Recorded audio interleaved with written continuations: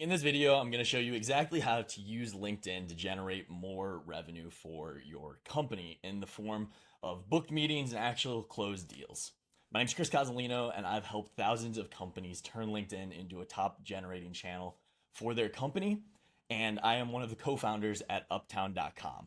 So most people are missing out on the gold rush that is happening on LinkedIn. LinkedIn has always been kind of that sleeper profile, and it's always been kind of like that taboo direct channel of cold outreach that is a little bit more difficult to implement than cold calling or cold email. So in this video, I'm going to show you exactly all of the steps that you need to not only get results, but do it in the shortest time possible. So if you stick around until the end, you're going to be able to see the checklist of what you can do on a day-to-day basis. But the goal of this video is really to get all of the information that you need in the shortest possible time. So I have other videos that are hours long if you want to dive deep into any of the concepts that I'm about to go over.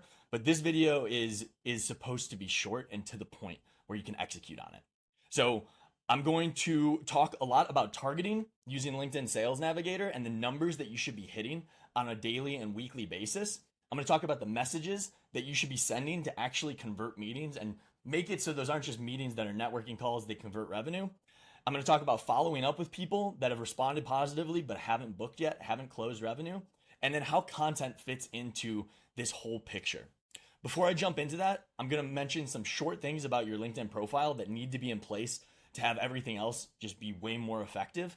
So first and foremost, having a true headshot is going to be really important. Don't make it so your profile picture can't be seen because it's going to reduce the number of people who accept your connection request. And we'll talk about why that's important in a moment. And then your headline needs to look something like what mine is on the screen. So you can pause the video and take a look at it, or check out some of the other videos that I have just on profile optimization. You want to avoid phrases like I help companies do X thing. So you want it to just look like a normal person so you don't arrive dead on arrival. So we're going to be using Sales Navigator for everything. And the reasons are Sales Navigator allows you to send more connection requests. So 200 connection requests per week is going to be the bare minimum that you need to be doing. And so if you do nothing else in this video, make sure that you send connection requests on a weekly basis. So if you're somebody that you're like, I know LinkedIn's important, but I don't have the time for it right now, at the very least, send connection requests, because what you'll have is a stockpile of these perfect prospects when you are ready to take LinkedIn seriously. Connection requests are the rate limiting step on LinkedIn. You get 200 per week, and if you miss them, you lose that opportunity forever. If you send it to inactive people, your connection acceptance rate is going to be abysmal, and the amount of people that you're actually going to be able to talk to will be much lower than if you follow what I'm about to show you. So using LinkedIn Sales Navigator, we're going to be able to organize leads into lists. And so the bare bones lists that you're going to want to create are going to be connection request sent. And then you can hit create on that, and then message sent. And then while we're at it, we'll do one that's called responded.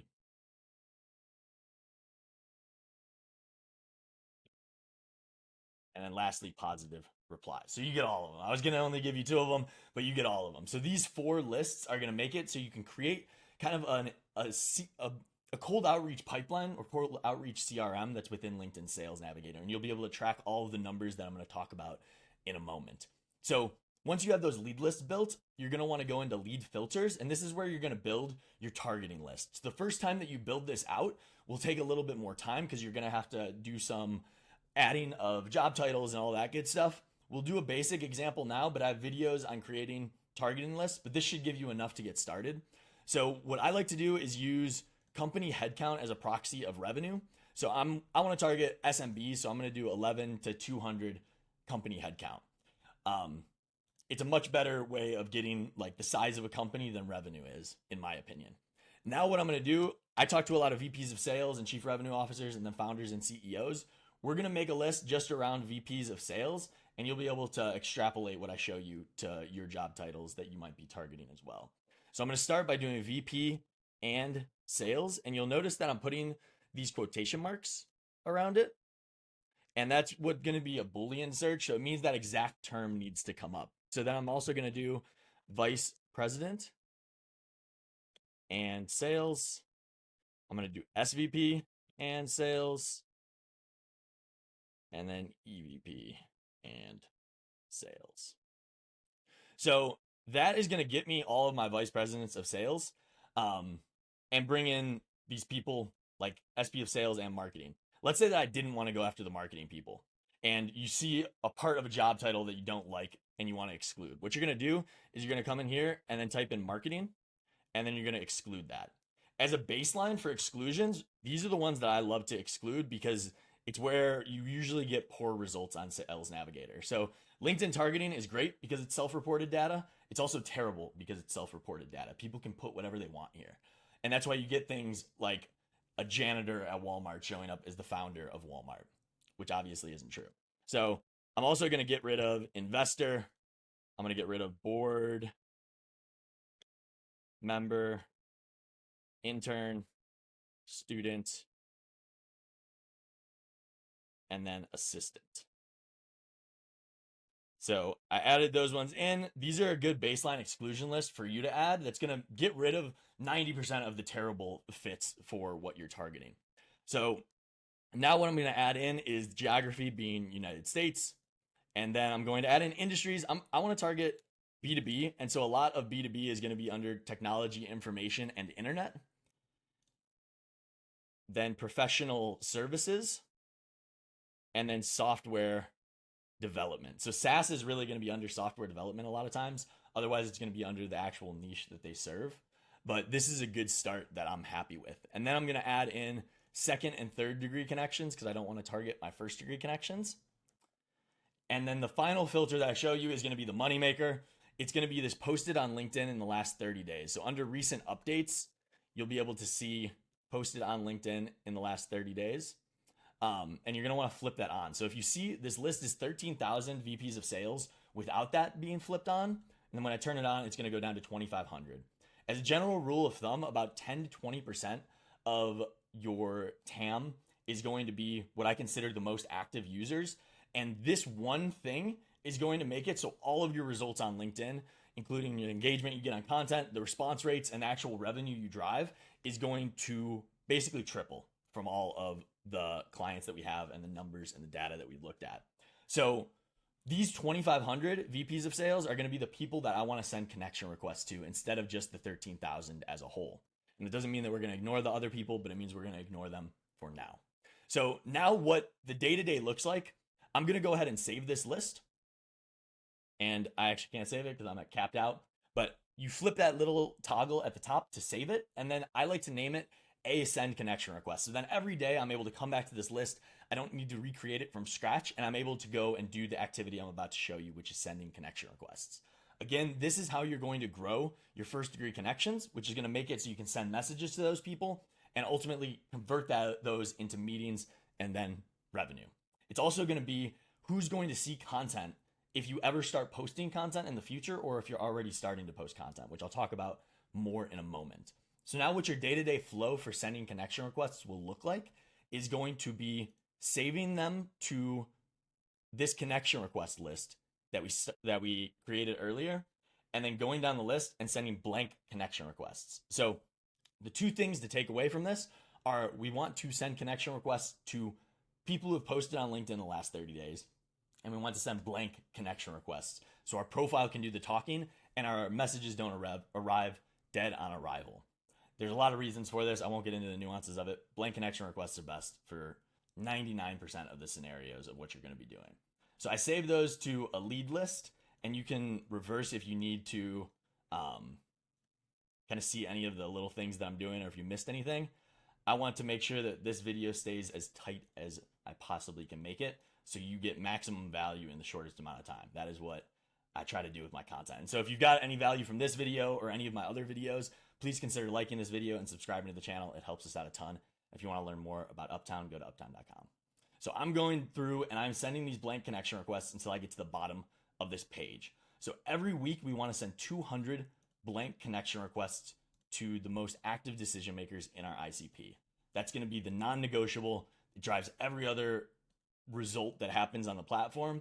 And you want to make sure never to miss a week of connection requests because you only get 200 a week, which ends up being 800 a month. And if you miss them, you lose them forever. So every page has 25 people that we can send connection requests to. And when you get to the bottom of the page, that means you've sent them to 25 people. I prefer sending 50 a day, Monday through Thursday. And so that means you'd be sending connection requests to 2 pages of results on a day-to-day basis. So now that we've done that, the next thing that we're going to want to do is think about sending messages to these people. So again, if you don't want to put any more time into LinkedIn, you could stop at this point and just build your audience and know that there's going to be a ton of value that you can extract at some point in the future. For anybody that's trying to do that today, which is going to be most people watching this video probably, the next step is going to be sending what we call problem-oriented messages. So these are going to be the messages that get the highest response rates on LinkedIn, but are also the closest to SQLs or sales qualified leads that you can possibly get. The goal is not to create networking opportunities, create conversations just for the sake of talking about the weather. The goal is to find the people that we're connecting with that actually want to solve the problems that we solve. And that's why this is as effective as it is, because we're not going to beat around the bush. We're going to address the elephant in the room of who we are and why we're talking to somebody, but we're going to not lead with our solution to their problem like most people do, which is a wall of text of like, this is how I can help you. We want to do the opposite of that. We want to have not a wall of text. We want as short of a message as we possibly can send, but addressing the problem that we can help. So I'll show you that template in a moment, and we'll go through it as we send it to some people. So I'm actually going to go to my inbox and grab the message from a negative reply. So you can see that even I get negative replies. But then what we're going to do, the next step of this day-to-day work is going to be to come to this second list that we'll create, which is going to be send messages. So we saved prospects to a lead list earlier. What I'm going to do then is that take that lead list that was connection request sent, and we're going to filter for that. We're going to also filter for first degree connections. And then what we're going to do is exclude people that we've sent a message to. And that way we're going to get rid of all the people that we've already talked to. So now what I'm going to do is save these people to the message sent. And the way that I organize it, I have August 2025 message sent.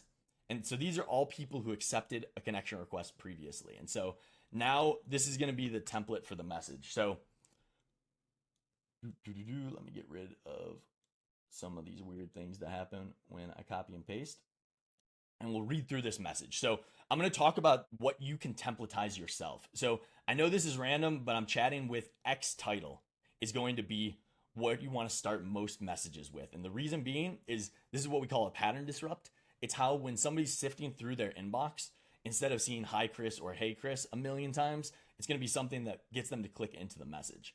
And then we go into what we call our problem statement. So I'm chatting with CEOs and founders who know they should be doing more on LinkedIn to bring in new revenue. That is as short and concise as I can possibly get what we do and why we do it. We've tried book meetings, we've tried increased deal flow, we've tried every wording under the sun. And for us, using LinkedIn to bring in new revenue is kind of that money phrase that ends up converting at the highest level. I'll talk about it more in future videos, but this is the part of your message that you're going to want to test very aggressively until you find the thing that's winning. So this is a single sentence, and we already got why we're talking to them, addressing the elephant in the room while also having a pattern disrupt that gets them to open the message. Then we're going to go into one single sentence of who we are, what we do, why we do it. At a high level, I help B2B companies turn LinkedIn into a top revenue channel through a combination of organic content and outbound messaging without bots and automation. Would it be all right if I shared a few ideas that would work for you to convert more revenue using LinkedIn? So I'll go through the nuances of this message, but it starts with a pattern disrupt. Then it addresses the elephant in the room with our problem statement. And this is talking about the problem we can help them solve. Then we go into a body, which is a single sentence of who we are, what we do, why we do it. And then we end it with a call to action that's a hybrid between a soft call to action and a hard call to action. So we're asking for permission to share some ideas. And then the follow-up to this is always going to be trying to book a meeting. And I'll show you that follow-up after I send some of these messages out. So once you have this message created, I have other videos going into like breaking down messages that you can watch if you need it.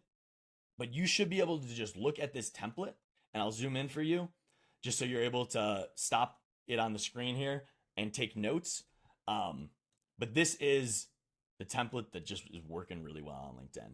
And what really well means is getting a 30% or above response rate from the people that we're connecting with. And that works so well because we're connecting with active people. So now what you're going to see is the second part of my day-to-day activity, which is going through and just sending out these messages. So I'm going to go down the list and send out 25 of these messages.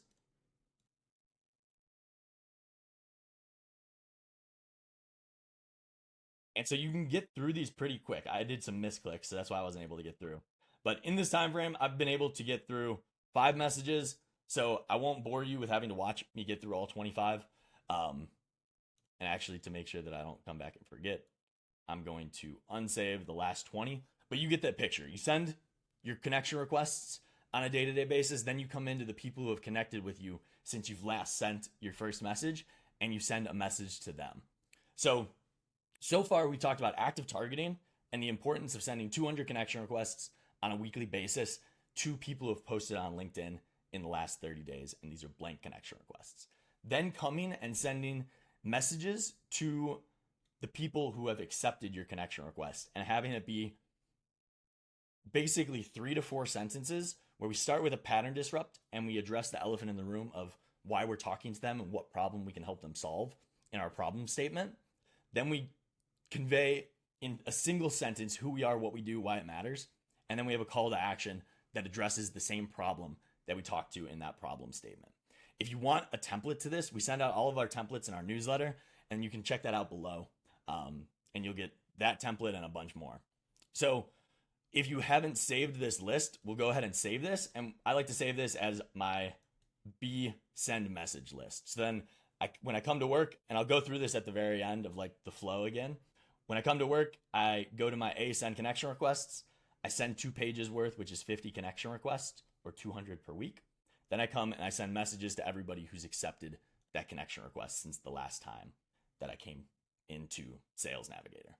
Then what I need to do next is go into my inbox and manage the responses. So these are going to be all of the follow-up responses and the people who have responded. So let's go ahead and just find somebody that has a pretty typical response. So this was to an in-mail that I sent, and they said, please share. So I'm always going to try to convert a meeting with the initial response, and this is the message that I'm going to send. So I'm going to say, that sounds like a plan to me, first name.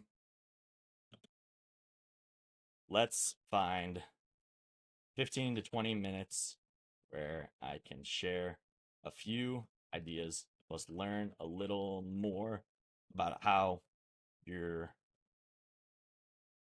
currently using LinkedIn to generate revenue. Feel free to find a time that works best for you here. And I'm going to share my meeting link.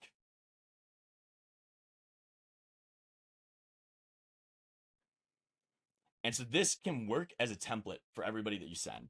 What I'll sometimes add is let me know if that link works for you or if you'd prefer schedule something manually. And then that makes it so my next follow-up can really easily be, and I'll just go ahead and send this message. My next follow-up can really easily be, did that link work for you? First name. And so in an ideal world, this person books a meeting directly from this. That doesn't always happen. So this gives me an easy way to follow up with that message in the future. Then if they still don't respond to this, I'll just say their first name. And then if they still don't reply, I'll send over something that's either a video or a VSL or some other sort of lead magnet. That would be like the next best thing that I could do to extract out of a positive response.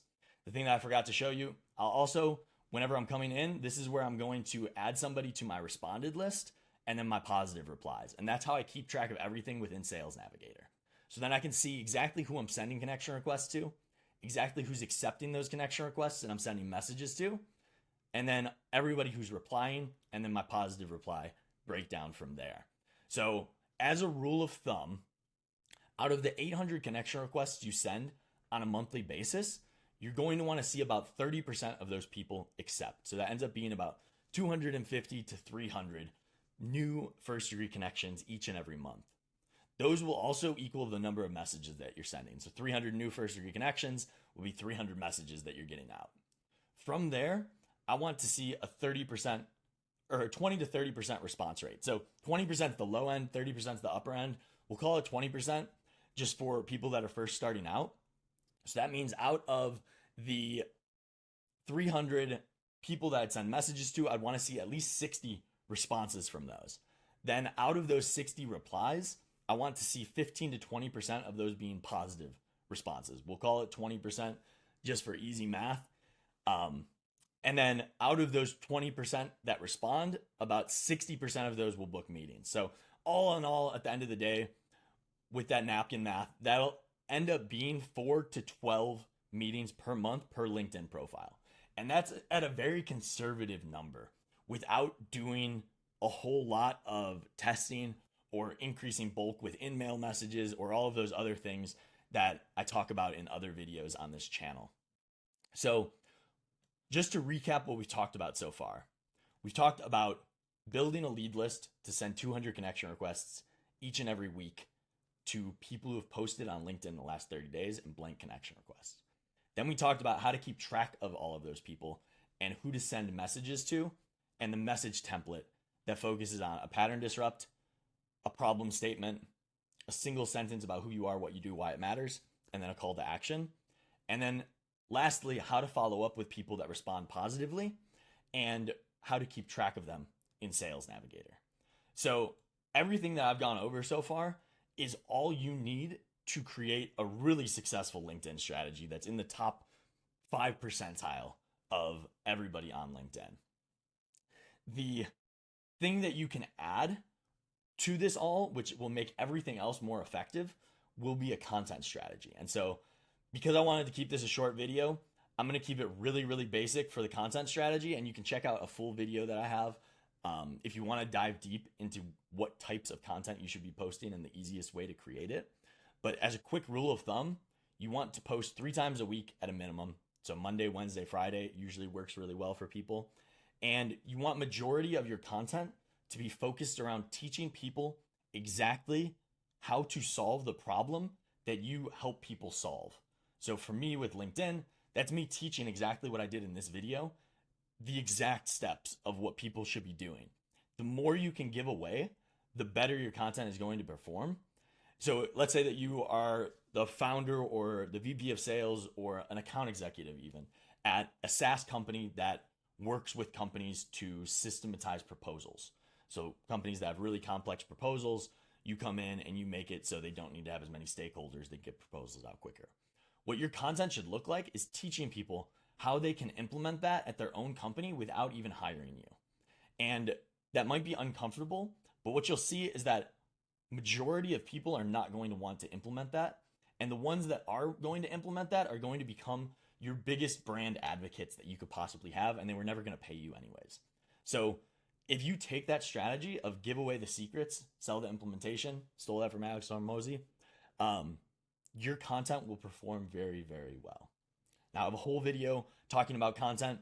If you're interested in turning LinkedIn into a top revenue generating channel, go check us out at uptown.com. Otherwise, I hope this was a helpful video, and I'll see you next time.